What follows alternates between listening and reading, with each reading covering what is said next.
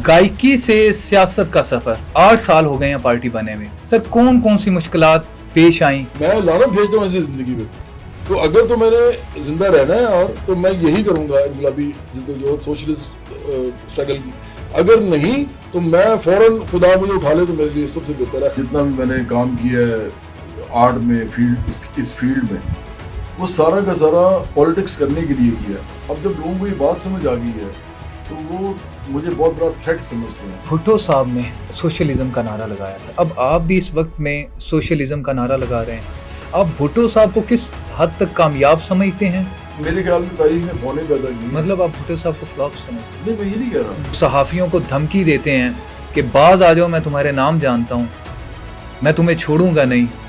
सबसे पहले बात तो ये कि जवाद भाई, ये धमकी जो है ये किस किस सहाफ़ी के लिए थी और क्या सहाफ़ी आपसे इख्तलाफ राय भी नहीं रख सकते? अगर कोई बंदा मुझे गाली निकालेगा उसको तो मैं मुक्का ही मारूंगा ना, क्योंकि गाली तो मैं नहीं सुन सकता। आपने प्रेस कॉन्फ्रेंस के दौरान एक दफ़ा कहा था कि मैं इमरान खान के खिलाफ अब कोई लफ्ज़ नहीं बोलूँगा, लेकिन आपका सारे का सारा सोशल मीडिया फिर इमरान खान के खिलाफ भरा पड़ा। मैं नहीं समझता कि जो मदद फरोश है उसको मदद फरोश ना कहा जाए, जो मुनाफिक है उसको मुनाफिक ना कहा जाए। हाँ, उसको क्वालिफाई करना चाहिए। बिजली का मसला दो लोग हल कर सकते हैं, या मैं कर सकता हूँ या जनरल आसिम मुनीर साहब कर सकते हैं। तो मतलब आप उन्हें अपने मदे मुकाबिल समझ रहे हैं? मेरी फौज से लड़ाई नहीं है, वो सियासी पार्टी नहीं है। इमरान की लड़ाई इसलिए है क्योंकि उन्होंने इमरान को बेइज्जत करके बाहर निकाल दिया ना, अपने मुलाजिम को। स्टार बनाना खुदा का काम नहीं है अशरफ। अगर आपको स्टार खुदा ने बनाया है ना तो फिर हमें मानना पड़ेगा कि सनी लियोन को भी खुदा ने स्टार बनाया। बिस्मिल्लाहिर्रहमानिर्रहीम। अस्सलामु अलैकुम नाजरीन, मैं हूं यासिर अली जंजुआ और आप देख रहे हैं मेरा social media channel Yasir Ali Janjua. नाजरीन, आज का हमारा शो बड़ा इंटरेस्टिंग होने जा रहा है। वो शायर कहता है कि रोटी अमीरे शहर के कुत्तों ने छीन ली, फाका गरीबे शहर के बच्चों में बट गया। चेहरा बता रहा था कि मारा है भूख ने, हाकिम ये कह रहे थे कि कुछ खा के मर गया।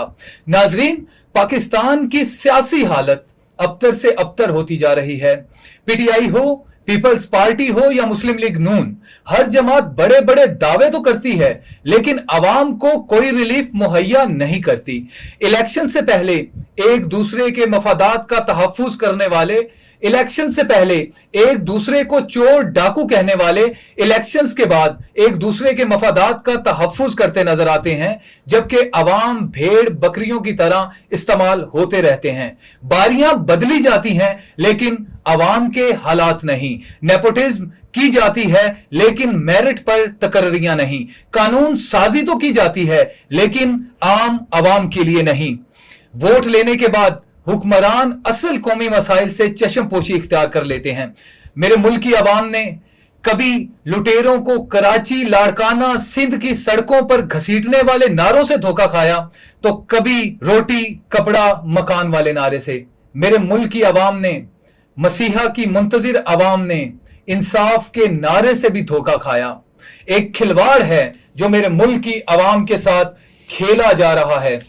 वो शायर कहता है कि घर पीर का बिजली के चरागों से है रोशन, पर मुझको तो मुयस्सर नहीं मट्टी का दिया भी। नाजरीन, 1967 में भुट्टो साहब ने इस्लामी सोशलिज्म का नारा लगाया।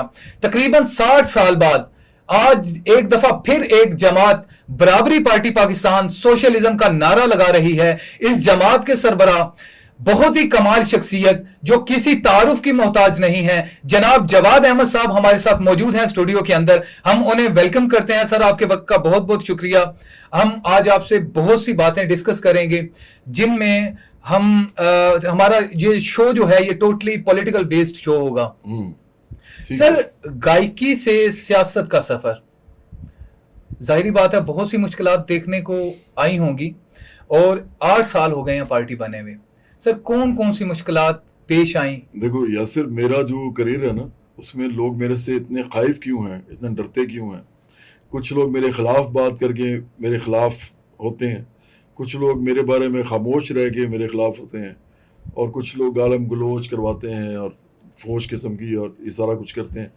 वो इसीलिए इतने खिलाफ हैं क्योंकि मैं एक नज़रियाती आदमी हूँ, पहली बात।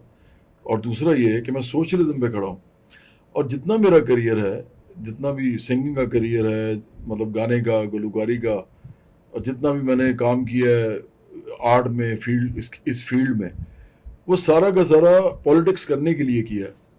اب جب سے لوگوں کو یہ سمجھ آ رہی ہے, ان کا خیال تھا کہ یہ شاید کوئی ویسے ہی پولیٹکس میں آ گیا ہے, مشہور ہو جاتا ہے آدمی تو پولیٹکس میں بھی آ سکتا ہے, جیسے عمران خان کو شوق ہوا کہ میں پولیٹکس میں آ جاؤں, اسی طرح اور لوگوں کو بھی شوق ہوتا ہے, لیکن مجھے شوق نہیں تھا, میں نے کرنا ہی یہی تھا. اب جب لوگوں کو یہ بات سمجھ آ گئی ہے تو وہ مجھے بہت بڑا تھریٹ سمجھتے ہیں. تو میرے لیے تو بڑی مشکلات یہ تھیں اصل میں کہ میں شوبز کے گند کے اندر کیسے سروائیو کروں. شوبز پاکستان کا جو ہے وہ منافقت کا گڑھ ہے. پاکستان کے اندر مذہبی منافقت پاکستان کا سب سے بڑا مسئلہ ہے. مذہب کے نام پہ یہ لوگوں کو پاگل بناتے ہیں. ہر بندہ, ہر عورت یہی کرتا ہے. لوگوں کو بتایا جاتا ہے کہ خدا نے امیر غریب بنائے ہیں. لوگوں کو بتایا جاتا ہے کہ آپ نے جو کچھ بھی آپ کے ساتھ ہو رہا ہے اس کے اوپر آواز اٹھانی ہے یہ کہ جو جس پارٹی کا لیڈر ہے اس کے خلاف کچھ نہ ہو. یہ نہیں اٹھانی آواز کہ مجھے وہی کچھ ملے جو اس لیڈر کو ملا, کیونکہ خدا جو ہے اس نے لیڈر کو جو ہے لیڈر بنایا اور مجھے بیچارے کو کارکن. تو جب یہ میں چیلنج کر رہا ہوں نا, یہ پورا فکر, تو یہ مجھ سے تھریٹنڈ ہے. اچھا جواد بھائی, آپ نے کہا کہ میں شروع سے یہ کرنا چاہ رہا تھا. آپ کے قریبی لوگ تو جانتے ہوں گے, لیکن جب آپ لائم لائٹ میں تھے اپنی میوزک انڈسٹری کے اندر, اس وقت جواد صاحب آپ کے کوئی میڈیا کے ایسے نام بتا سکتے ہیں جو کہ جانتے ہوں کہ جواد احمد نے یہ کام کرنا ہے, یہ آخرکار سیاست میں آنا ہے؟ یار وہ تو آپ کو سب سے پہلے تو اگر آپ جاؤ گے نا کبھی بھی سوشل میڈیا پہ کلپس پڑے ہوئے, میں نے 2010 میں ایک بنائی تھی فلم, اس کا نام تھا ورثہ. تو عمر شریف صاحب اس میں زندہ تھے اور بہت بڑا پروگرام کرتے تھے جیو پہ. تو ان کے پروگرام میں نے بتایا ہوا ہے کہ میں انقلابی آدمی ہوں اور میں اسی لیے یہ موسیقی میں آیا ہوں. اس کے علاوہ پھر بے تحاشا لوگ ہیں. مطلب اس ملک کے اندر جرنلسٹ ہیں اتنے بڑے بڑے, اس ملک کے اندر بہت بڑے بڑے آرٹسٹ ہیں, اس ملک کے اندر بہت بڑے اسپورٹس پرسنز ہیں جن کو پتا تھا کہ میں سیاست کروں گا آخرکار.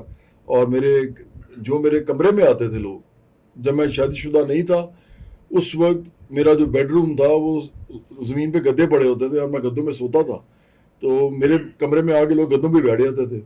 اور اس زمانے میں بہت بڑا سو کال سٹار تھا, لیکن یہی میرا رہن سہن تھا. تو وہ لوگ جو ہے, میرے پاس اے سی بھی نہیں ہوتا تھا, میں اے سی نہیں لگاتا تھا, میرے کمرے میں اے سی بھی نہیں تھا, ان سب کو پتا ہے. اور میری دیواروں پہ لکھا ہوتا تھا کہ کام کرنا ہے, ورک کرنا ہے, تو یہ سب کو پتا ہے. اس ٹائم بھی اتنی سادگی سے لائف گزارتے ہیں. سادگی بلکہ اب اتنی نہیں ہے, میں صحیح بتاؤں تو, کیونکہ جب آپ شادی کرتے ہیں نا اور اس کے بعد پھر آپ اپنے والدین کو بوڑھا ہوتے جب دیکھتے ہیں اور والدین نے آپ کے لیے اتنی محنتیں کی ہوتی ہیں, تو آپ کو یہ فیل ہوتا ہے کہ آپ اپنا انقلابی پن جو ہے وہ اس کو اپنے گھر والوں کے آرام و سکون پہ اثر انداز نہ ہونے دیں. جواد بھائی, لوگ جاننا چاہتے ہیں کہ ریوو ڈالے پر سفر کرنے والے جواد احمد کے اثاثے کتنے ہیں.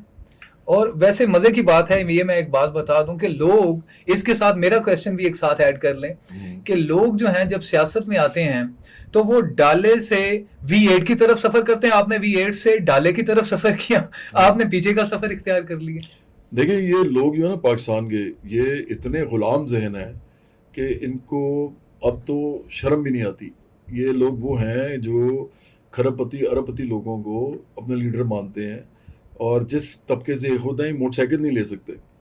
تو میں جب ان کی بات کرتا ہوں تو ان کو یہ خیال نہیں آتا کہ جن لوگوں کی وجہ سے آپ مجھے گالم گلوچ کر رہے ہیں فوش قسم کی, اور خاص طور پہ وہ لوگ جو کہ ان کے پیڈ ٹاؤٹس ہیں, جرنلزم میں بھی ہیں, اس کے علاوہ ان کے سوشل میڈیا پہ بھی ہیں.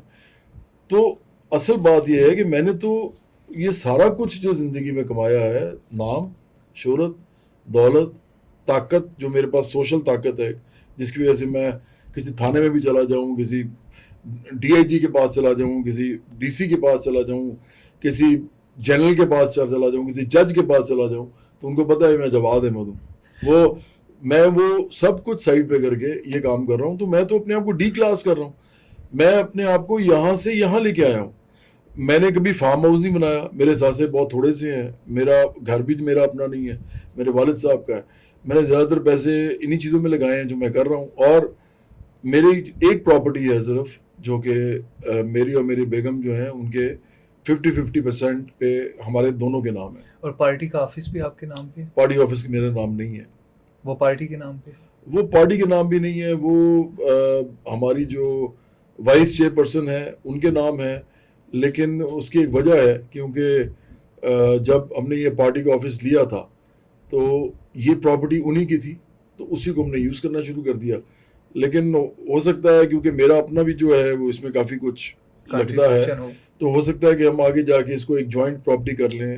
لیکن بہرحال وہ پراپرٹی جو ہوگی وہ پارٹی کی ہوگی. جواد بھائی, بھٹو صاحب نے سوشلزم کا نعرہ لگایا تھا, اسلامک سوشلزم. اب آپ بھی اس وقت میں سوشلزم کا نعرہ لگا رہے ہیں. آپ بھٹو صاحب کو کس حد تک کامیاب سمجھتے ہیں, یا پھر اگر لوگ آپ کے اس سوشلزم کے نعرے پر اب کیوں یقین کریں گے اور کیسے کریں گے؟ جس چیز کو لوگ بڑائی مانتے ہیں وہ تو یہی ہے نا, کہ کوئی بندہ مشہور ہو, کوئی بندہ طاقتور ہو, کوئی بندہ کامیاب ہو, کوئی بندہ بہت زیادہ دولت مند ہو, تو اس کے اندر تو پھر بھٹو صاحب کا نام آتا ہے. لیکن چونکہ میں جن لوگوں کی نمائندگی کرتا ہوں وہ نہ مشہور ہیں, نہ وہ طاقتور ہیں, نہ وہ دولت مند ہیں, نہ ہی ان کے کوئی نام ہے, تو اس لیے مجھے کوئی بھی انسان جو ہے نا دنیا میں, انبیاء علیہ السلام کو تھوڑا سا سائڈ پہ کر دے, اور بڑے بڑے کچھ انقلابی ہیں جن کو میں بہت بڑا مانتا ہوں, میں کسی کو بھی کچھ نہیں سمجھتا, اس لیے کہ میں اپنے آپ کو کچھ سمجھتا ہوں. میرے خیال میں تاریخ نے بونے پیدا کی ہیں. مطلب آپ بھٹو صاحب کو فلاپ سمجھتے ہیں؟ نہیں, میں یہ نہیں کہہ رہا, میں یہ نہیں کہہ رہا کہ میں نے آپ کو پہلے ہی کہا کہ وہ تاریخ میں ایک بڑا نام ہے, لیکن تاریخ جو ہے نا وہ بادشاہوں کی ہے, تاریخ حکمرانوں کی ہے, تاریخ طاقتوروں کی ہے, تاریخ مشہور لوگوں کی ہے, تاریخ عام لوگوں کی نہیں ہے. اور عام لوگ اصل میں ہیں جو کسی بھی ملک کی معیشت چلاتے ہیں. اگر یہ عام لوگ جو کروڑوں اس وقت پاکستان کے اندر کام کر رہے ہیں, اگر یہ کام چھوڑ دیں نا ایک دن کے لیے صرف, تو اس ملک کی ہر چیز رک جائے گی. لیکن اگر سرمایہ دار ایک دن کے لیے کام چھوڑ دیں کچھ بھی نہیں ہوگا, معیشت چلتی رہے گی. تو آپ اس طرح سمجھیں کہ اس ملک کو عام لوگ چلا رہے ہیں, سرمایہ دار جاگیردار مافیا نہیں چلا رہے, لیکن اس کے باوجود ان کا خون پسینہ نچوڑ کے یہ ان کو ظلم اور استحصال کی طرف لے کے جا رہے ہیں آہستہ آہستہ. اسی لیے آپ عام لوگوں کی بات کر رہے ہیں اور سوشلزم کا نعرہ لے کر میدان میں اترے ہیں. سوشلزم جو ہے نا وہ ہم سمجھتے ہیں کہ تاریخی طور پہ ثابت ہے کہ سوشلزم اس فارم میں جس فارم میں اس وقت ہے وہ تو آپ کو ملتا ہے جب کارل مارکس اور اینگلز سائنٹیفک سوشلزم کی بات کرتے ہیں.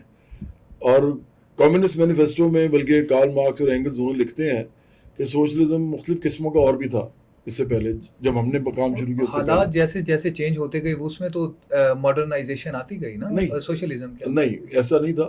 سوشلزم پہلے آئیڈیلزم کے ساتھ اس کا ایک تعلق تھا. سوشلزم کو آئیڈیلزم سے پاک جو کیا ہے نا, آئیڈیلزم سے, وہ کیا ہے مارکس اور اینگلز نے. اس کے بعد بھی سوشلزم ہمیشہ سائنٹیفک رہا ہے.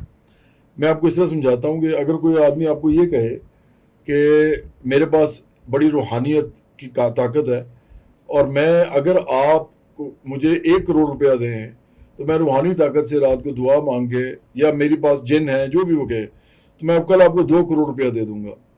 تو اگر آپ اس کی یہ بات مان جائیں, اس کو 1 کروڑ روپیہ دے دیں, تو آپ سے بڑا جاہل کوئی نہیں ہو سکتا, اور آپ کو پتہ آپ نہیں دیں گے, اور آپ کو پتہ آپ نہیں دیں گے. لیکن اگر آپ ایک بینک کے پاس جاتے ہیں اور بینک آپ کو پورا سائنٹیفکلی بتاتا ہے کہ اس وقت بینک آپ کو اتنے پیسے آپ کو دے گا, اور کچھ عرصے کے بعد آپ کو اتنے پیسے فکس دے دے گا, تو 99% چانس ہے کہ وہ دے گا آپ کو. 1% تو دیکھیں نا, کیوس, اکنامک کیوس کہیں بھی ہو سکتا ہے کسی بھی وقت, لیکن آپ کو پتہ ہے 99% دے گا. تو اس کا مطلب وہ آپ نے سائنس پہ بلیو کیا ہے, آپ نے روحانیت پہ نہیں کیا. سوشلزم پہلے کھڑا ہوا تھا روحانیت پہ. جب تک وہ کھڑا رہا اس پہ, تو سوشلزم کی بات صرف پادریوں نے کی, سوشلزم کی بات صرف ہمارے یہاں پہ مولویوں نے کی, کئی دفعہ جوز کے جو پروہت تھے انہوں نے بھی کی, مطلب یہودی جو پروہت تھے. لیکن سائنٹیفک سوشلزم کی بنیاد ان دونوں نے جب رکھی, تو اس کے بعد مذہب کا جو معاملہ تھا وہ ذاتی ہو گیا ہر ایک کا. جیسے میں مسلمان ہوں, میں پاکستانی ہوں, اور میں سوشلسٹ ہوں, لیکن میرا سوشلزم سائنٹیفک ہے. تو سائنٹیفک سوشلزم جو ہے اس پہ ہم بلیو کرتے ہیں, اور ہم سمجھتے ہیں کہ دنیا بھی سائنس پہ چلتی ہے, منطق پہ چلتی ہے, اور انسانیت پہ چلنی چاہیے, اور انسانیت پہ بھی چلنی چاہیے. ٹھیک ہو گیا بھائی. کچھ سال پہلے میڈیا میں اکثر کہا جاتا تھا کہ جواد احمد بڑے میڈیا کے معاملے میں شرمیلے انسان ہیں, لیکن ایک طرف وہ شرمیلے جواد احمد اور ایک طرف اب نڈر بے باک جو صحافیوں کو دھمکی دیتے ہیں کہ باز آ جاؤ، میں تمہارے نام جانتا ہوں، میں تمہیں چھوڑوں گا نہیں. سب سے پہلے بات تو یہ کہ جواد بھائی یہ دھمکی جو ہے یہ کس کس صحافی کے لیے تھی، اور کیا صحافی آپ سے اختلاف رائے بھی نہیں رکھ سکتے؟ نہیں، وہ اختلاف رائے رکھیں لیکن بدتمیزی نہ کریں نا. اب آپ میرے ساتھ بات کر رہے ہیں، کوئی بھی میرے ساتھ بات کر سکتا ہے. اگر وہ بات کرنے میں طنز کرتا ہے بلو دا بیلٹ، وہ تو میں اس کو اجازت نہیں دیتا. میں نے تو کبھی اپنی ریئل لائف میں بھی اجازت نہیں دی کسی کو کہ میرے پہ کوئی طنز کرے بلو دا بیلٹ. میں خود نہیں کرتا کسی پہ. اسی طرح اگر کوئی میرے بارے میں کوئی غلط الفاظ استعمال کرتا ہے جو مجھے غلط لگتے ہیں، جیسے فوش، بیہودہ، گھٹیا قسم کے الفاظ، تو سستے قسم کے الفاظ، میں آپ کو بتاؤں اگر کوئی مجھے کڑے بیٹھ کے کہہ دے نا کہ جواد صاحب آپ منافق ہیں کیونکہ آپ نے یہ کیا، اس کو کوالیفائی کرنا پڑے گا نا. تو میں اس کو کہوں گا نہیں میں نہیں ہوں، اور میں اس کو بتا دوں گا کہ میں نہیں ہوں، کیونکہ میں نے ساری زندگی اپنی منافقت ہی ختم کی ہے. لیکن اگر کوئی بندہ مجھے گالی نکالے گا تو اس کو تو میں مکہ ہی ماروں گا نا، کیونکہ گالی تو میں نہیں سن سکتا. اور گالی جھوٹ ہوتا ہے ہمیشہ.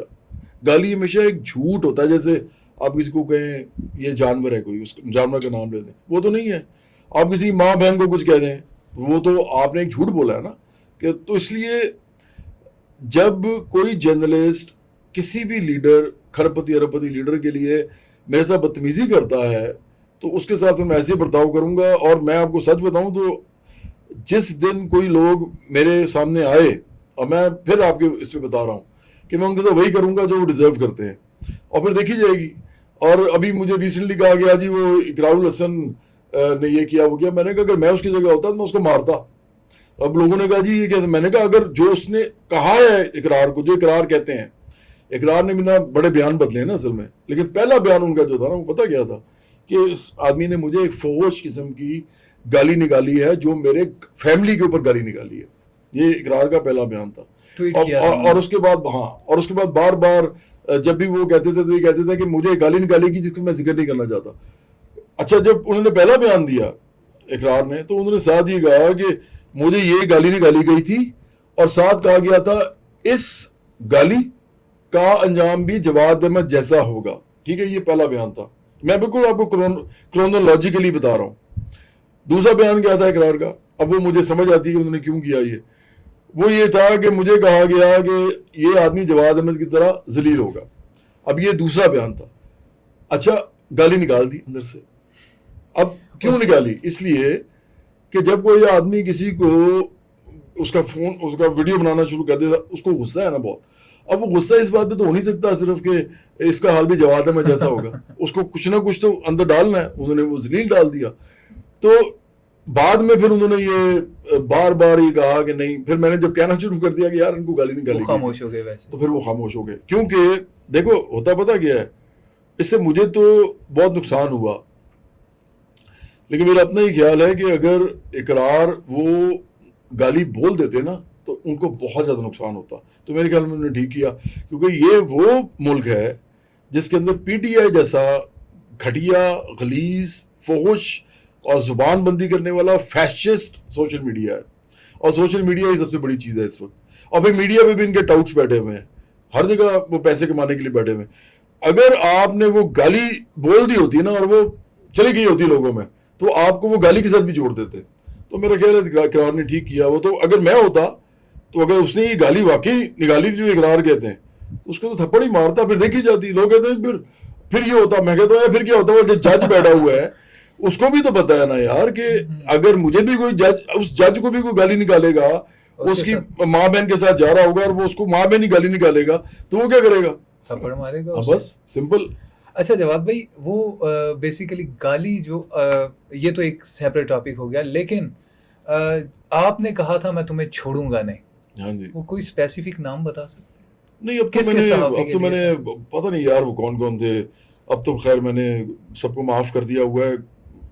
میں تو کسی کا نام بھی نہیں لینا چاہتا. لیکن یہ جو معاملہ شروع کیا نا وہ ارشاد بھٹی نے کیا تھا، جو اس طرح کے انٹرویوز کرنے کا. اس کے بعد اور لوگ بھی شامل ہو گئے اس میں. لیکن ارشاد بھٹی کے ساتھ تو میں نے جو تھوڑی بہت کرنی تھی وہ کرتی تھی کامران شاہد کے شو پہ.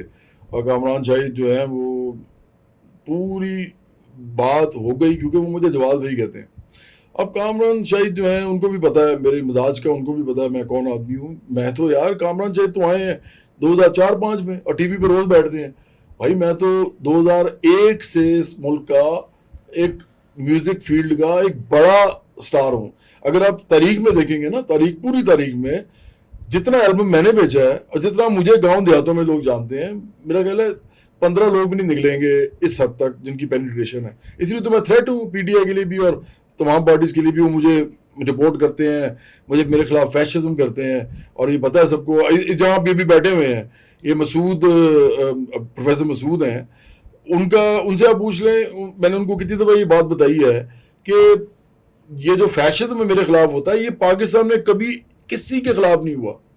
اور آپ جا کے میرے پورا چیک کریں, آپ دیکھیں گے یہ کس طرح میری زبان روکتے ہیں کہ میرے ملینز میں اگر ریچ جاتی تھی تو انہوں نے میری 30,000 40,000 1 لاکھ 2 لاکھ مشکل سے یہ کر دی ہوئی ہے. اس کی مین وجہ آپ کیا سمجھتے ہیں؟ کیا وہ سوشلزم کے نعرے سے خفا ہیں یا آپ سے خفا ہیں؟ میرے سے.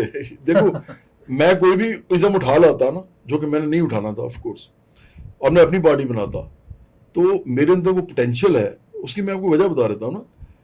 میں دلیر آدمی ہوں, رکتا اگتا کوئی نہیں ہوں, اور مجھے ڈر بھی نہیں لگتا. میں نے لائف میں بڑی انجوائے کر لیا, مجھے موت کا بھی ڈر نہیں ہے, کیونکہ موت تو آئی جانی ہے ہر ایک کو. وہ میں ڈروں گا بھی تو آ جائے گی, نہیں بھی ڈروں گا تو آ جائے گی. لیکن آپ ذہن میں رکھو کہ میں نے اپنی 50 سال تک اتنا انجوائے کر لیا لائف میں کہ یار اگر اس سے زیادہ میں انجوائے کرنا چاہوں گا نا تو میرے سے زیادہ گھٹیا آدمی کوئی نہیں ہوگا, میرے سے زیادہ فضول آدمی کوئی نہیں ہوگا. کہ میں, لوگ مر رہے ہیں, لوگ بھوکے ہیں, لوگ پریشان ہیں, اور میں بھی انجوائے کرتا جا رہا ہوں. تو میں نے کر لیا جو سارا کچھ, تو ایک تو میں رکتا نہیں ہوں, میں جو کام کرتا ہوں وہ کر ہی جاتا ہوں.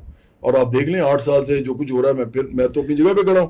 دوسری وجہ یہ ہے کہ میرے پاس علم ہے. یہ میں آپ کو چیلنج کر رہا ہوں آج, جتنے صحافی ہیں نا پاکستان کے, بڑے بڑے سے لے کے چھوٹے سے چھوٹے تک, وہ میرے پاس بیٹھ جائیں, ایک دفعہ بھی بیٹھ جائیں. اگر میں نے ان کو وہیں پہ نہ پچھاڑا, اگر وہ میرے ازم پہ بات کرتے ہیں, میرے سوشلزم پہ, میرے علم پہ, تو ان چل جائے گا. پتا ہوتا ہی ہے کہ یہ پیچھے لگے رہتے ہیں, سامنے نہیں آتے. وہ تو ریحان طارق کے شو میں سب نے دیکھ ہی لیا کہ وہ جب سوشلزم کی بات کرنے پہ آیا تو اس کے پاس سوال نہیں تھے آپ کے ساتھ بات کرنے کے لیے.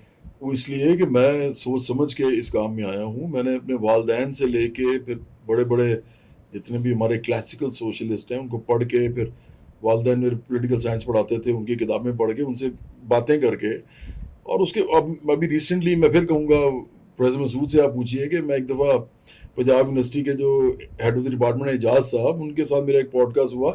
انہوں نے سب کے سامنے بتایا کہ میری جو والدہ صاحبہ تھیں وہ کتنی بڑی پروفیسر تھیں, اور وہ کس طرح ان کی عزت تھی لوگوں کے دلوں میں, اور وہ پولیٹیکل سائنس کی ماہر تھیں. تو اگر میں ان کے گھر میں پلا بڑا ہوں, اور میرے والد صاحب تو بہت ہی کمال آدمی تھے, وہ تو پروفیسر توقیر صاحب, اور میری مدر کا نام انیس توقیر صاحب ہے.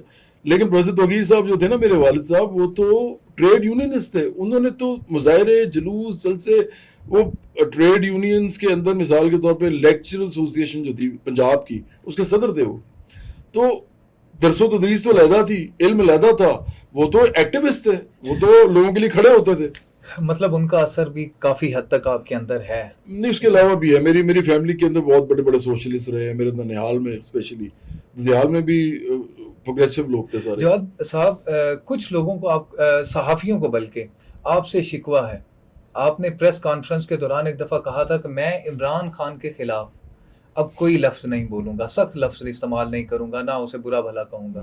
لیکن آپ کا سارا سوشل میڈیا پھر عمران خان کے خلاف بھرا پڑے. اس لیے کہ عمران خان نہیں, میں نے سخت الفاظ سے بولنے بند کر دیے ہوئے ہیں. میں نے کافی عرصے سے عمران خان کے لیے بہت سخت الفاظ یوز نہیں کیے, اور میں ان کو اب ان کر کے بات کرتا ہوں. آپ بے شک چیک کر لیجئے, کیونکہ سب سے امپورٹنٹ جو بات ہوتی ہے نا, جو میں نے اپنے والدین سے سیکھی تھی, میرے سارے دوست وہ جانتے ہیں, میں چھوٹوں کو بھی آپ کہتا ہوں.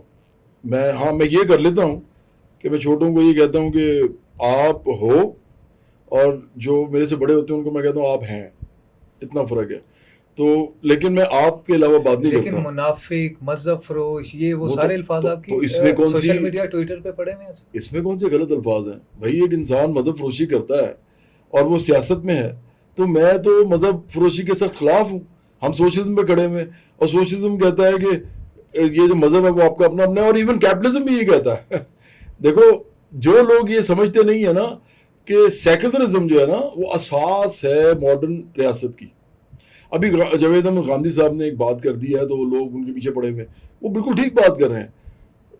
21ویں صدی میں بلکہ 20ویں صدی میں بھی نیشن سٹیٹس کا جو ایک کانسیپٹ ہے, یا تو آپ اس کو نکال دیں اور آپ مسلم امہ کی طرف چلے جائیں. پھر آپ ذہن میں رکھیں کہ پھر اگر آپ مسلم امہ کی طرف چلے گئے نا, ابھی تو گئے فائدہ نہیں ہوا, ہو نہیں سکا. اگر اب وہ بنتی ہوئی نظر آ گئی کرسچنس کو تو پھر وہ کرسچن امہ بنائیں گے, پھر لڑائی شروع ہوگی. دوبارہ صلیبی جنگیں ہوئی تھی نا, اب اس دفعہ بہت خطرناک قسم کی ہوں گی, ایٹم بم بھی چلیں گے. تو ہم نہیں سمجھتے کہ سیکولر ہونے کے علاوہ ترقی, خوشحالی اور سائنس, ٹیکنالوجی, ہیومنزم, منطق, ان کے اوپر کوئی بھی انسان یا کوئی قوم یا کوئی ملک وہ ترقی کر سکتا ہے. اور اس کا میں آپ کو مثال دے دیتا ہوں, اس دنیا میں کوئی بھی ملک ایسا نہیں ہے اس وقت, ایک بھی نہیں ہے. اگر کوئی ٹرکی کہے گا تو ٹرکی ایک مسلم کنٹری تو ہے, لیکن وہ سیکولر ہے. تو باقی جتنے بھی ملک ہیں کوئی ایک بھی ترقی یافتہ نہیں ہے, چاہے وہ اسرائیل ہو, میں مذہبی ریاستوں کی بات کروں, چاہے وہ اسرائیل ہو, چاہے وہ مسلمان ریاستیں ہوں, چاہے وہ ہندو ریاست ہو جیسے انڈیا ہے, اس وقت تو بن ہی گئی ہے تقریباً ہندوتوا کے اوپر.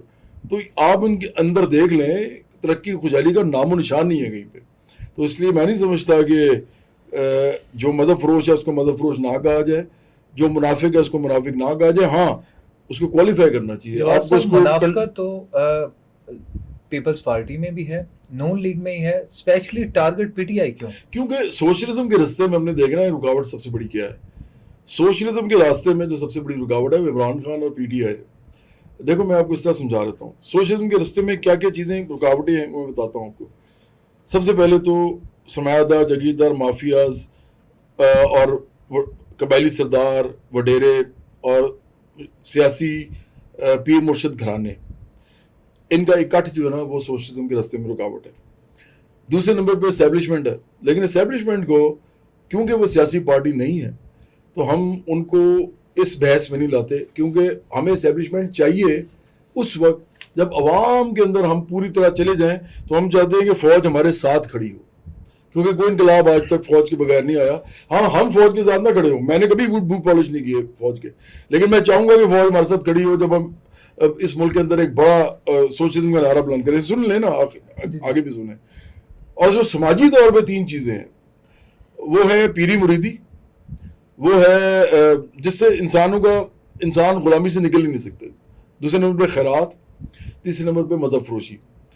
پی ٹی آئی یہ سب کچھ کرتی ہے, باقی پارٹیز اس طرح منظم طریقے سے نہیں کرتی. پی ٹی آئی عمران خان کو نیک, سچا اور اچھا بنا کے پیش کرتی ہے, جبکہ وہ ایکچولی ہے بھی نہیں. اگر وہ ہوتا بھی تو ہم اس طرح کی سیاست کو مسترد کرتے ہیں, کیونکہ نیک, اچھا اور سچا انسان آپ کے لیے اچھا کرے یہ ضروری نہیں ہوتا. مثال کے طور پہ فرض کریں ایک مالک ہے کسی انڈسٹری کا, انڈسٹری کا مالک 5 وقت کی نماز پڑھتا ہے, اس نے کبھی کوئی گناہ نہیں کیا, لیکن وہ اپنے ملازم کو تنخواہ اتنی کم دیتا ہے کہ اس کا ملازم جو ہے وہ اپنے بچوں کو نہ اسکول بھیج سکتا ہے نہ وہ علاج کرا سکتا ہے اپنا. تو وہی آدمی جو دنیاوی طور پہ بڑا اچھا ہے وہ اس آدمی کے لیے برا ہے. ٹھیک ہے, تو اس کا مطلب ہے کہ دیکھنا تو ہم نے یہ ہے کہ اس آدمی کے لیے کیسا ہے. تو اچھا ہونا, نیک ہونا, سچا ہونا, اس کا کوئی تعلق نہیں ہے آپ کی پالیسیز جو آپ نے عوام کو دینی ہے, آپ نے ان کے لیے جو ریفارمز کرنے ہیں اس سے کوئی تعلق نہیں ہے. عمران خان نے اپنی ساری پرسنالٹی جو بلڈ کی ہے وہ ایک دھوکے پہ, جھوٹ پہ, فریب پہ بلڈ کی ہے, اور اس کی وجہ سے وہ لوگوں کے اندر چلا گیا, کیونکہ اس کو پتا تھا مذہب کو چھیڑوں گا مجھے فائدہ ہوگا. ایسے ملک میں میں کیوں نہیں چھیڑتا؟ اس لیے کہ میں یہ مکروہ کام نہیں کر سکتا منافقانہ کہ میں مذہب جیسی خوبصورت چیز کو اپنی سیاست میں استعمال کروں. حالانکہ مجھے پتا ہے, مجھے عمران خان سے زیادہ پتا ہے مذہب کا. میں آپ کو بتا دیتا ہوں, یہ ضروری بات ہے, یہ ضرور آج آپ کو چلانی چاہیے. جتنا سوشلزم کا تعلق اسلام کے ساتھ ہے نا وہ کسی مذہب کے ساتھ بھی شاید نہ ہو. مولانا بھاشانی, حضرت موہانی, عبید اللہ سندھی, شاہ ولی اللہ, ان کے علاوہ بہت سارے اور لوگ. ابھی ہاں سب سے امپورٹنٹ جو ہے غلام احمد پرویز, طلوع اسلام والے, یہ سارے سوشلسٹ ہیں. اب آپ مجھے بتائیں کہ میرے سے زیادہ عمران کو پتا ہے, لیکن ہم تو سوشلزم پہ کھڑے ہو کے بھی ان کا نام صرف اس وقت لیتے ہیں جب لوگ ہم سے کہتے ہیں کہ جی دیکھیں جی سوشلزم تو اسلام کے خلاف ہے. ہم کہتے ہیں جھوٹ بولتے ہو آپ, سوشلزم اسلام کے جتنا قریب ہے کوئی اور نظام معاشی نہیں ہے. ایون کہ انبیاء نے بھی اپنی جو ہے وہ کوئی پرائیویٹ پراپرٹیز نہیں تو بنائی. پھر وہ کیا تھے؟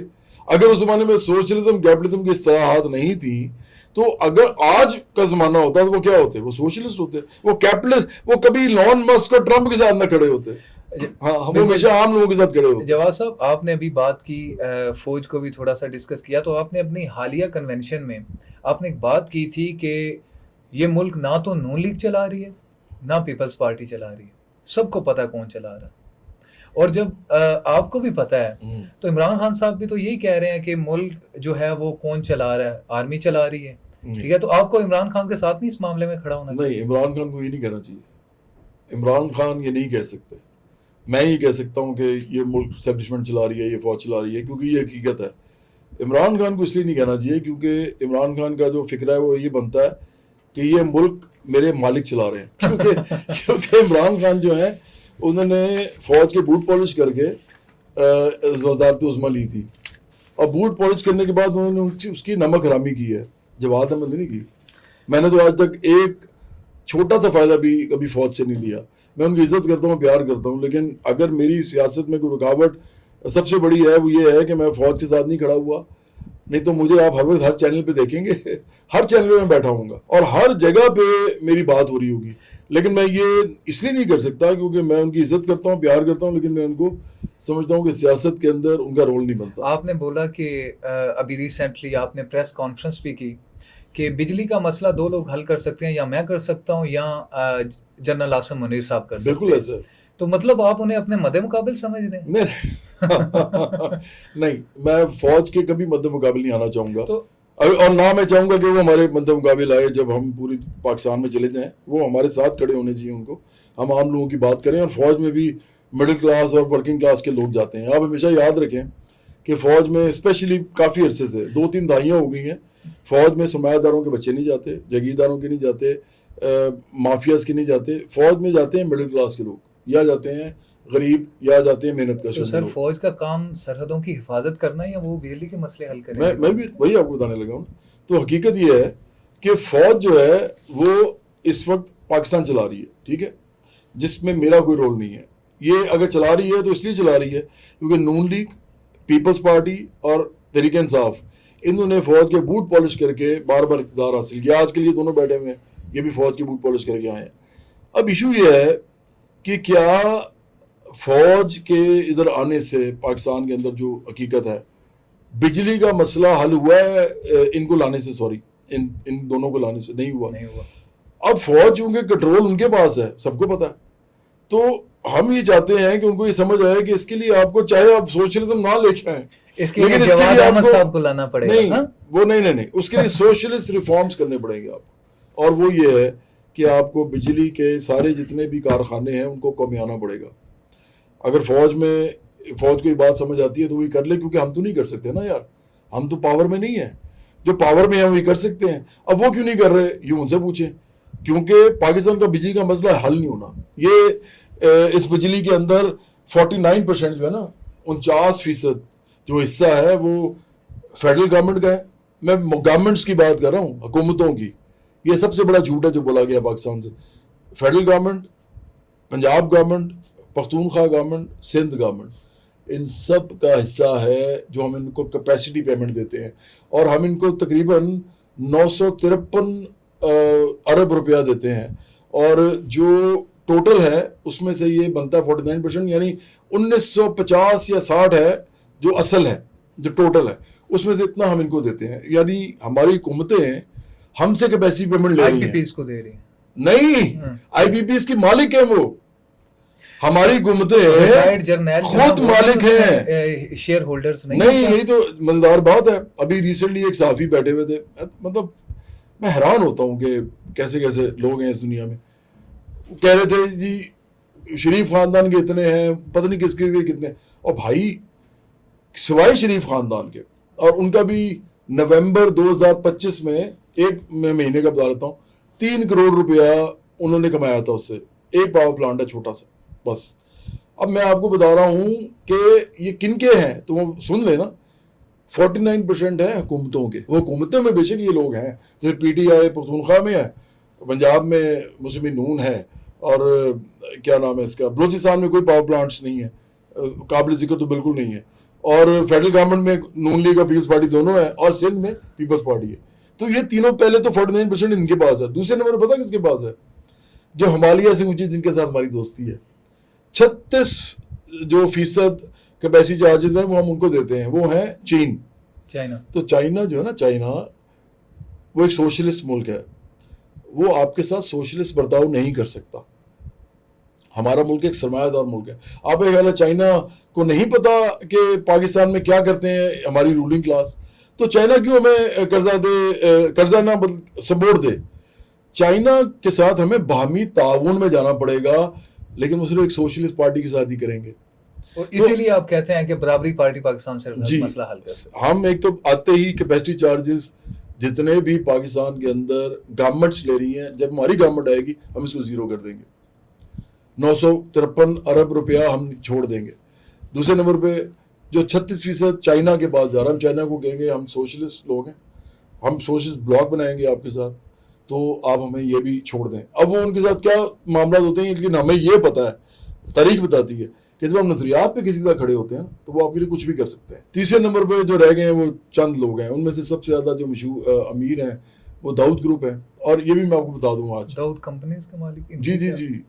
और उनके जो रज़ाक दाऊद हैं, 2022 में ना, 2019 में इमरान खान ने बड़ा, क्योंकि वो इनकलाब, ये इमरान खान साहब की पार्टी से ताल्लुक नहीं है इनका? दाऊद रज़ाक दाऊद उन्हीं के साथ बात कर रहे हैं, उन्हीं के साथ ताल्लुक है, उनके मशीर रहे हैं। ये बड़ी इंपॉर्टेंट बात है जो आपको समझाने लगा हूँ मैं क्यों कहता हूँ इमरान खान फ्रॉडी हैं। बाकी दोनों तो चले पैसे बना रहे हैं ना, और इन्होंने कहा था मैं उनके खिलाफ आया हूँ, ये वो, अभी तो उनके वो भी आ गए हैं कॉन्स्टिट्यूशन 1 में जो उन्होंने चीज़ें खरीदी हैं। मतलब कहते थे जी मुझे तो पैसों का लालच ही नहीं है तो चीज़ें खरीद रहे हैं। जमात अहमद ने कभी कोई चीज़ नहीं खरीदी, आप मेरी फाइल निकाल लें कोई, मैं तो नहीं खरीदी। तो इसलिए देखें इमरान खान बहुत बड़े फ्रॉडी हैं। इन्होंने क्या किया, 2019 में क्योंकि इनकलाब का नारा मारा हुआ था और इन्होंने कहा था कि जी हम तो बड़ा कुछ करेंगे आगे। 2019 में इन्होंने कहा था रिपोर्ट बनाए IPPs की। सबको पता है कि सबसे बड़ा मसला ही पाकिस्तान में बिजली का है। बिजली ठीक हो जाए तो पेट्रोल भी प्राइस हमारे लिए, हम पेट्रोल लेंगे कम। मतलब देखें ना, इशू ये है कि हम तो चलाते हैं पावर प्लांट्स और हमें वो सर्कुलर डेट के अंदर जाना पड़ता है। तो अगर पावर प्लांट्स जो है वो चलेंगे ही नहीं, कैपेसिटी पेमेंट हम दे नहीं रहे, वो चलेंगे उतने जितने हमें चाहिए, तो पेट्रोल कहाँ खर्च होना है फिर? तो इसलिए सारी चीज़ें इससे जुड़ी हुई हैं। अब इशू ये है कि इमरान खान ने 2019 में कहा कि जी रिपोर्ट बनाए। रिपोर्ट बनी तो पता क्या चला कि सबसे ज़्यादा जो हिस्सा है वो रज़ाक दाऊद, मतलब दाऊद ग्रुप का है, 1000 अरब से ज़्यादा। तो इमरान खान तो चुप हो गए। इसके बाद 2019 से ले, अच्छा उसके बाद जहांगीर तरीन भी उस वक्त इनके साथ थे, उनके भी हिस्से थे। फिर एक नदीम बाबर थे, वो भी इनके साथ थे, उनके भी हिस्से थे। फिर एक चौथे भी थे, मुझे भी एकदम उनका नाम भूल गया है, मतलब 4 का ताल्लुक PTI से था। तो इमरान खान ने ना वो शेल्व कर दी रिपोर्ट। 2019 से लेकर 2022 तक इमरान खान ने रिपोर्ट ही नहीं निकाली। और ये इसलिए कि उनके पार्टी के लोग जो बात है, और इसीलिए ना तो देखिए अवाम के लिए कुछ करने के लिए आपको अवाम में से होना पड़ता है। आपको दिलेरी ये वाली चाहिए कि आपके अंदर लालच ना हो, आपको पावर का शौक ना हो, आपको वज़ीर आज़म बनने का शौक ना हो। मैंने तो इलेक्शन में नहीं लड़ना, मेरी तो ज़िंदगी जितनी रह गई है ना, मैं अपनी आज ही बेगम साहबों को बता रहा था, उनके साथ कोई बात हुई तो मैंने उनसे कहा देखें बात ये है कि ये जो भी आप मुझे बता रही हैं ना कि लोग इस तरह कर रहे हैं सारा, मतलब वो मुझे कहती हैं कि लोग क्रिटिसाइज बहुत ज़्यादा करते हैं तो मुझे बड़ा बुरा लगता है। तो मैंने उनसे कहा बात ये है कि या तो जो मैं काम कर रहा हूँ ना, ये काम मैं करूँगा और इसी में ख़त्म हो जाऊँगा, और या मैं भी दुनिया में रहने नहीं चाहूँगा। मैं उनको कह के आज आया था, इसलिए कि मैंने जो करना था कर लिया है। अब इस दुनिया में रहने का क्या फ़ायदा है? गुर्बत, परेशानी, हर वक्त महरूमी, मेरे इर्द गिर्द लोग रो रहे हैं, मैं एंजॉय कर रहा हूँ, मैं लानत भेजता हूँ ऐसी ज़िंदगी में। तो अगर तो मैंने ज़िंदा रहना है और तो मैं यही करूँगा इनकलाबी जद्दोजहद, सोशलिस्ट स्ट्रगल की। अगर नहीं तो मैं फ़ौरन खुदा मुझे उठा ले तो मेरे लिए सबसे बेहतर है। मुझे कोई फ़ायदा नहीं भाई, इस दुनिया में रहने का फ़ायदा ज़रूरत है। नहीं क्या आपको क्या ज़रूरत है मेरी? देखो यासर, किसी को किसी की ज़रूरत नहीं होती, हर एक को अपने लिए करना होता है। लोग ये बात समझते नहीं है, लोग अपने बच्चों के लिए नहीं करना चाहते। देखो ये बेगैरती का मामला है। आप लोग अपने बच्चों के लिए नहीं करना चाहते, अपने माँ बाप के लिए नहीं करना चाहते, اپنے لیے نہیں کرنا چاہتے بلکہ ارب پتی کھرب پتی لوگوں کے لیے کھڑے ہونا چاہتے ہیں تو ان کا مسئلہ ہے, میرا تو نہیں ہے پھر. لیکن میں تو وہی کام کروں گا جو ایک پیغام دینے کا ہوتا ہے, وہ انبیاء علیہ السلام کا بھی تھا, وہ انقلابیوں کا بھی تھا, تو میں اسی پیڑھی میں سے ہوں. بالکل ٹھیک. جواد صاحب, لاہور میں کچھ منتھ پہلے الیکشن ہوتا ہے, PP 167, وہاں سے نون لیگ کے شفیع کھوکھر جو ہیں بلا مقابلہ جیت جاتے ہیں, اور جو کینڈیڈیٹس ہوتے ہیں وہاں پہ جنہوں نے اپنے آزاد امیدوار بھی جنہوں نے فارم جمع کروائے ہوتے ہیں انہیں گرفتار کر لیا جاتا ہے, فارم لے لیے جاتے ہیں. ایون کہ آپ کی پارٹی کے کینڈیڈیٹ جو وہاں سے مزمل حسین ہیں ان کو بھی گرفتار کر لیا جاتا ہے, بالکل, اور انہیں بھی الیکشن نہیں لڑنے دیا جاتا. تو میرا سوال یہ ہے کہ آپ اس سب کا ذمہ دار کسے سمجھتے ہیں؟ کیا آپ نے اس کے خلاف کوئی ایکشن لیا, کوئی احتجاج ریکارڈ کروایا آپ نے؟ دیکھو بڑی سمپل سی بات ہے, یہ جو الیکشن ہوا تھا نا, یہ نون لیگ کا بندہ انہوں نے, اور وہ میرا خیال ہے کہ جو کھوکھر ہیں ان کا ایک بندہ تھا, اس کو انہوں نے جتوانا تھا ہر صورت میں. شفیع کھوکھر, عرفان ان کا بیٹا جو تھا جس کی نام نہیں آتا میرے لیول پہ نا, جب میں چیئرمین ہوں پارٹی کا اور میں سارا دن کام کرتا ہوں تو مجھے یہ ایم پی ایم ان کے نام یاد کرنے کی ضرورت بھی نہیں ہے. ہاں, میں ان کے بڑے بڑے جو کھوکھر ہیں ان کا مجھے پتا ہے. وہ ایک افضل کھوکھر ہیں میرا خیال ہے, ایک سیف الملوک کھوکھر ہیں شاید, اور ایک وہ جو PTI والے ہیں ظہیر کھوکھر, ان سے تو میری ملاقات بھی ایک دو دفعہ ہوئی ہے. تو یہ تو میں جانتا ہوں. اب ایشو یہ ہے کہ یہ معاملہ ہوا کیا ہے اور کیوں ہوا ہے. اس وقت جب یہ سب کو اٹھایا گیا ہے تو ان سب کو یہ کہا گیا ہے کہ آپ کاغذات نامزدگی واپس لیں, مطلب جو بھی ہوتا ہے الیکشن کے لیے. ان لوگوں نے لے لیے, ان کو چھوڑ دیا انہوں نے, اور اگلے دن ہی انہوں نے رزلٹ اناؤنس کر دیا. اس میں کس کا قصور ہے؟ اگر جماعت اسلامی تک اس پہ نہیں بولی, انہوں نے پروٹیسٹ نہیں کیا, جو کہ ایک بڑی اتنے عرصے سے الیکشن لڑنے والی ہے اور ان کی سیٹیں بھی ہوتی ہیں پارلیمنٹ میں, ہماری تو نہیں ہے. اس کے علاوہ پیپلز پارٹی, اس کے علاوہ تحریک انصاف, سب بیٹھ گئے. ٹھیک ہے, میں اکیلا اس وقت کھڑا ہو کے یہ کہوں کہ جی میرے ساتھ یہ کیا, ہماری پارٹی کے ساتھ یہ کیا, یا تو سب کے ساتھ نہ کیا ہو, صرف ہمارے ساتھ کیا ہو, تو اس کا قصوروار کون ہے؟ میں تو ایڈونچرزم کرنے نہیں آیا بھائی, میں نے فوج سے نہیں لڑنا, میری فوج سے لڑائی نہیں ہے, وہ سیاسی پارٹی نہیں ہے. عمران کی لڑائی اس لیے ہے کیونکہ انہوں نے عمران کو بے عزت کر کے باہر نکال دیا نا, اپنے ملازم کو, امیر نمک حرام بوٹ پالیشی ملازم کو باہر نکال دیا. تو میں نے جب بوٹ پالیشی نہیں کیا تو میں ان سے کیوں لڑوں بھائی؟ میرا سیاسی میدان ہے, مجھے آج تک انہوں نے نہیں روکا اس میدان میں. اب ہوا کیا ہے کہ انہوں نے کیا, یا اس نے کیا, نون لیگ نے کیا, انہوں نے پولیس کو کہا کہ ان کے سارے بندے اٹھوائے اور انہوں نے اگلے دن اس کو بغیر بلا مقابلہ اس کو جتوا دیا. اس کا قصور عمران خان ہے. اس لیے ہاں بڑی سمپل میں آپ کو بتاتا ہوں, اس عمران خان نے اس ملک میں جھوٹ کی سیاست جب کی ہے, امریکی سازش, امپورٹڈ گورنمنٹ وغیرہ وغیرہ, سائفر, یہ جو جھوٹا آدمی ہے اتنا بڑا یہ, اور پاکستان کے خلاف ہو گیا. پھر پاکستان کے خلاف اس نے کیمپین شروع کر دی. تو اس سے ہوا گیا کہ پولیٹیکل سپیس ختم ہو گئی سیاسی پارٹیوں کی. تو اب ہم اس وقت ایک کام جو کر رہے ہیں اس میں ہمیں تو کوئی نہیں روک رہا, اور ہم کر رہے ہیں. جس دن روکیں گے میں تو صاف کہتا ہوتا ہوں, یا تو میں اس ملک کے اندر وہ کام پھر بھی کروں گا, اگر مجھے آخری حد تک لے گئے کہ نہیں کرنا تو میں باہر چلا جاؤں گا. میں اس قوم کے لیے جیل نہیں جاؤں گا. اگر یہ قوم خود نہیں کچھ کرنا چاہتی تو میں نے 8 سال تو ابھی تک گزار لیے ہیں, اور میں یہاں پہ پوری محنت بھی کرنا چاہتا ہوں. لیکن جب مجھے روکا جائے گا, ابھی تک نہیں روکا, میں بتا رہا ہوں آپ کو, تو میں تو دونوں میں سے یہ کام کروں گا, یا تو میں پھر اور کروں گا اور دیکھوں گا کہ کہاں تک جاتے ہیں. اگر وہ میری خاندان اور جان اس تک آئے تو یہ سارا قصور ہے عمران خان کا, میرا نہیں ہے. کیونکہ جب عمران خان نے یہ کام سٹارٹ کیا ہے اس وقت اسٹیبلشمنٹ کا یہ پاور نہیں تھی جو اس وقت ہے. یہ پاور اس کی وجہ سے ہوئی ہے, یہ عمران خان نے ان کو اتنی پاور دی ہے, اپنی لڑائی, اپنی جو کس کی اپنی ذاتی لڑائی ہے ان کے ساتھ, تو اس کی وجہ سے پولیٹیکل سپیس ختم ہوئی ہے. تو اس لیے دیکھو یاسر, میں ایڈونچرزم نہیں کرتا, میں مہم جو آدمی نہیں ہوں, میں سیاسی آدمی ہوں. اگر ہم سوشلزم کرنا چاہتے ہیں اس ملک میں, اس کا طریقہ یہ نہیں ہے کہ میں سڑک پہ کھڑا ہو کے فوج کے خلاف بڑی بڑی اونچی اونچی باتیں شروع کر دوں. میں ہمیشہ کہتا ہوتا ہوں اپنے دوستوں کو کہ جس دن میں یہ کروں گا نا اس دن آپ کا سب سے پہلے وہ دفتر جو ہے نا وہ اٹھا کے لے جائیں گے, آپ کو بھی ساتھ لے جائیں گے اور پارٹی بند ہو جائے گی. تو مجھے تاریخ میں تو لکھا جائے گا کہ یہ آدمی یہ کیا تھا اور اس کا دفتر اٹھا دیا اور پھر اس کو جیل میں ڈال دیا, اور کچھ عرصے کے بعد اس آدمی نے کہا یار مجھے بھائی چھوڑو, لعنت بھیجتا ہوں میں اس کام پہ, اور وہ چلا گیا. تاریخ میں لکھا جائے گا لیکن پارٹی نہیں بنے گی. ہمیں ہمارے سوال کا جواب تو یقیناً مل گیا. اس سوال کا جواب صاحب, جب ہم بات کرتے ہیں ایز اے لیڈر کی, تو آپ کہتے ہیں کہ لیڈر کی ذاتی زندگی بڑا میٹر کرتی ہے. اب یہاں پہ ایک ہمارے سنگر ہیں ملکو, انہوں نے آپ کی ذاتی زندگی پر آپ پر الزام لگایا کہ جواد احمد کہتے ہیں کہ سٹار خدا نہیں بناتا. جواد احمد کو خدا سے معافی مانگنی چاہیے. اس بارے میں اب آپ کیا کہیں گے؟ یار وہ سادہ آدمی ہے, تھوڑا سا میں سمجھتا ہوں کہ اس کو اپنے گانے وانے گانے چاہیے, وہ یہی کام کرے تو زیادہ بہتر ہے. اس کو کچھ پتہ نہیں ہے وہ کیا کہہ رہا ہے. دیکھو پاکستان کا جو سیاسی نظام ہے, پاکستان کا جو معاشی نظام ہے, پاکستان کا جو سماجی نظام ہے, معاشرتی نظام ہے, یہ خدا نہیں چلا رہا, انسان چلا رہا ہے. جو سولر سسٹم ہے وہ خدا چلا رہا ہے.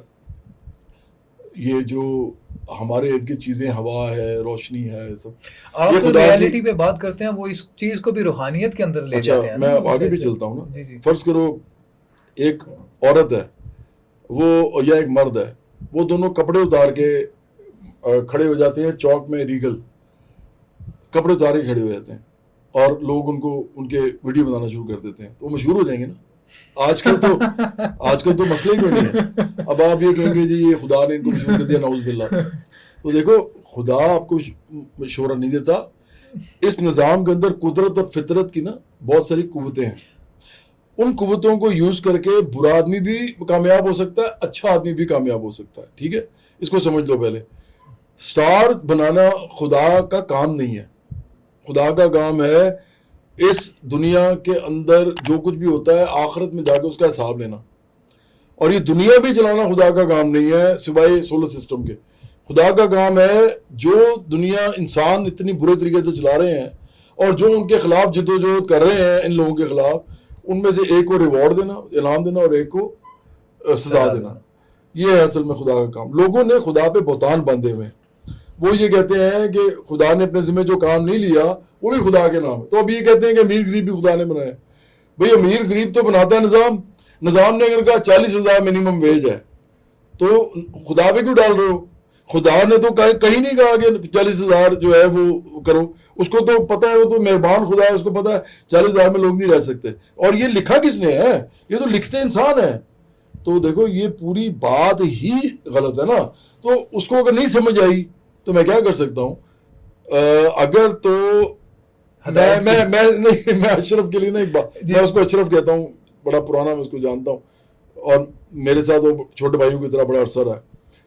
میں اس کو صرف ایک بات بتا رہتا ہوں کہ اگر اشرف کو سمجھنا پڑے گی یہ بات, کیونکہ اشرف جو ہے نا وہ مذہب کی بات کر رہا ہے اس وقت, وہ کر رہا ہے, میں نہیں کر رہا, خدا کی بات کر رہا ہے, تو سیاست میں کر رہا ہے. اور وہ عمران خان جیسے مذہب فروش کا وہ بھی بنا ہوا ہے اسپوکس پرسن. تو میں اس کو ایک بات بتانا چاہتا ہوں کہ اشرف, اگر آپ کو سٹار خدا نے بنایا ہے نا تو پھر ہمیں ماننا پڑے گا کہ سنی لیون کو بھی خدا نے سٹار بنایا. نعوذ باللہ. تو وہ تو نعوذ باللہ والی بات ہے نا. تو اس لیے وہ خود کوئی عقل کرے, اس کو بات سمجھ نہیں آئی تو پوچھ لے آگے, ٹی وی پہ بیٹھ کے کیوں بول رہا ہے. اب سب سے ایک امپورٹنٹ کویسچن جس کے پروگرام پر جانے کی وجہ سے آپ کو بہت زیادہ کرٹیسائز کیا گیا لوگوں کی جانب سے, ریحان طارق. ریحان طارق جو کہ آپ کے گانوں میں ماڈلنگ کرتے رہے اور آپ کے جلسوں میں تقریریں کرتے رہے, اس کے علاوہ آپ سے سیکھتے بھی رہے اور آپ کے ہی ٹرینڈ کیے ہوئے لوگ ان کے پاس کام کر رہے ہیں. جواد صاحب, لوگ اتنے احسان فراموش کیسے ہو سکتے ہیں؟ نہیں, میں یہ نہیں کہوں گا کہ ریحان احسان فراموش ہے. مجھے لگتا ہے کہ ریحان کی ایک مجبوری ہے کہ اس کو ایک لت لگ گئی ہے. شیر کے منہ کو خون لگتا ہے نا, تو ریحان کو میں شیر تو نہیں کہہ سکتا لیکن آپ سمجھیں کہ اگر ریحان کے منہ کو خون لگ گیا ہے تو وہ یوٹیوب کے جو ڈالرز کا ہے, اور میں تو اس کے ادھر بھی کہا تھا یہ تو میں اس کا کچھ کر نہیں سکتا. اب ریحان کو صرف اتنی عقل کرنی چاہیے، وہ صرف یہ دیکھ لیا کرے کہ جب وہ کسی کو بلا رہا ہے تو وہ کس حد تک اس کے ساتھ بد لحاظی کرتا ہے، اور وہ سوچے سمجھے بغیر اگر صرف ایسے کلپس بنانا چاہتا ہے جو کہ وائرل ہو جائیں تو مجھے کوئی اعتراض نہیں ہے. بنائے لوگوں کے ساتھ، وہ بناتا بھی ہے ٹک ٹاکرز کے ساتھ اور وغیرہ وغیرہ، جو کہ بڑی اچھی بات ہے. وہ میرے ساتھ اس کو نہیں کرنا چاہیے تھا یہ، کیونکہ آپ کو میں ایک بات بتاتا ہوں کہ ہمارا ایک جلسہ تھا تو ریحان نے خود مجھے کہا تھا کہ میں اس میں آ کے نا میں پارٹی کا، آپ سمجھیں آپ کی پارٹی کا آدمی ہوں. وہ ہم نے پچھلے دنوں وہ ویڈیوز دیکھی ہیں، تبھی آپ سے کویسچن کیا کہ وہ تقریریں کرتے رہے آپ کی. ہاں وہ تو مجھے اناؤنس بھی کیا اس نے، اور اس سے پہلے اس نے پارٹی کے لیے بولا بھی. یہ بڑا مسئلہ ہے یار. دیکھو میں مجبوری سمجھتا بھی ہوں انسانوں کی، اور میں پھر کہہ رہا ہوں کہ مجھے تو کوئی ایشو ہی نہیں ہے. آدمی کوئی بھی انسان پیسہ بنانا چاہے تو اس کا اور خدا کا معاملہ وہ کیسے بنانا چاہتا ہے. ہم تو جب آئیں گے تو ہم تو نظام بدلیں گے نا. ابھی تک وہ جو بھی کر رہا ہے بڑی مشکل سے لوگ پیسہ بناتے ہیں، لیکن وہ میرے ساتھ اس کو ایسی نہیں، اس لیے نہیں کرنا چاہیے تھا کیونکہ اس کو پتہ ہے کہ میں نظریاتی آدمی ہوں، اس کو پتہ ہے سنسیئر آدمی ہوں. تو ایسی میرے لیے بھی، میرے سے بھی ڈالر کمانا. ہاں ایک بات ہے، اس نے شاید میرے سے جتنے ڈالر کمائے ہیں نا وہ شاید آج تک کسی اور سے نہیں کمائے. بس یہ ہے. چلیں بالکل ٹھیک. جواد بھائی آپ کہتے ہیں کہ میں وزیر اعظم نہیں بننا چاہتا، اقرار صاحب بھی یہ بات کر رہے ہیں، اور آپ کو نہیں لگتا وہ بھی ایک عام آدمی کی تحریک چلا رہے ہیں، آپ بھی عام آدمی کی تحریک چلا رہے ہیں، تو آپ دونوں کو مل کر اکٹھے کام کرنا چاہیے؟ دیکھو اقرار بالکل کوئی عام آدمی کی تحریک نہیں چلا رہے. اقرار سرمایہ داری نظام کے اندر رہتے ہوئے، اس کو مانتے ہوئے وہ یہ کہہ رہے ہیں کہ ہم نے موروثی سیاست کا خاتمہ کرنا ہے، جو کہ ہو ہی نہیں سکتا. دیکھو میں اسی لیے لوگوں کو سمجھانا چاہتا ہوں کہ کیپٹلسٹ پیراڈائم میں یہ پاسبل ہی نہیں ہے، کہیں دنیا میں بھی نہیں ہو سکتا. یہ اگر آپ کسی چھوٹے سے علاقے میں بھی کر سکیں نا، ایک محلے میں 2-4 محلوں میں، تو وہ بھی بڑا مشکل ہے. لیکن آپ بڑے لیول پہ کرنا چاہیں تو یہ آپ کر ہی نہیں سکتے، کیونکہ اس کی وجہ ہے سرمایہ داری نظام میں. یا تو آپ سرمایہ داری نظام کے خلاف کھڑے ہو کے بہت بڑی ممبرشپ لے کے، بہت بڑی منظم لوگوں کو قوت کر کے، کروڑوں کی تعداد میں آپ ان کے تھرو انقلابی جدوجہد کرتے ہیں، اور وہ صرف سوشلسٹ جدوجہد ہو سکتی ہے. اگر آپ یہ نہیں کرتے اور آپ سرمایہ داری نظام کے اندر رہتے ہوئے لوگ کھڑے کرتے ہیں، تو لوگوں نے جو کھڑے ہونا ہے نا وہ آخر کا پیسوں سے ہونا ہے. تو جب وہ پیسوں سے بھی کھڑے، وہ اپنے پیسے نہیں لگائیں گے، لوگ ان کو دیں گے، تو ان کو کون سے لوگ ووٹ دیں گے، کون سے لوگ پیسے دیں گے؟ وہی دیں گے جو سرمایہ داری نظام چلا رہے ہیں. اس کا حصہ ایون امریکہ میں جو جتنے ہوتے ہیں نا لوگ، جو ان کے لوگ بڑے بڑے جو کھڑے ہوتے ہیں پریزیڈنٹ کے لیے وغیرہ، ان کے لیے لابنگ ہوتی ہے. اور لابنگ کون کرتے ہیں؟ بڑے بڑے بلینئرز کرتے ہیں.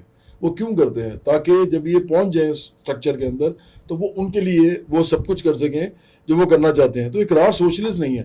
ہاں اگر اقرار سوشلسٹ ہو جائیں تو ان کو میں انوائٹ ضرور کروں گا. پھر برابری پارٹی میں ضرور ہیں، ایک ینگ آدمی ہے، ان کے اندر میں نے دیکھا ہے کہ بے باکی بھی ہے، لیکن کچھ معاملہ ایسا ہے ایک تھوڑا سا کہ ان کا خیال ہے کہ وہ پاکستان میں ایک عام لوگوں کی پارٹی بنا سکتے ہیں کیپٹلزم کے اوپر کھڑے ہو کے. وہ پاسبل نہیں ہے، ناممکن ہے. جواد صاحب یوتھ عمران خان کے ساتھ ہے، کیا آپ اس بات سے متفق ہیں؟